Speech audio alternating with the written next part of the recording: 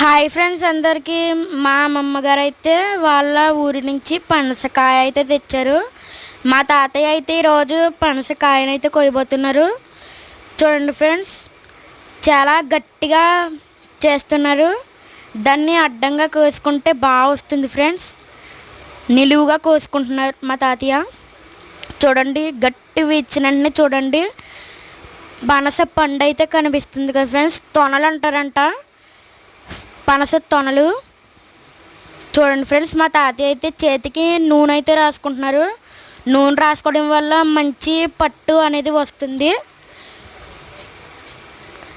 ఈ పనసపండు ఎంతమందికి ఇష్టమో లైక్ చేయండి ఫ్రెండ్స్, కామెంట్ చేయండి. చూడండి, మొత్తం పనస తొనలన్నీ తీసుకున్నాము. చూడండి పనస తొనలు, దాని లోపల పిక్ ఉంటుంది కదా, అది కూర అన్నీ చేసుకోవచ్చు. లైక్ చేయండి ఫ్రెండ్స్.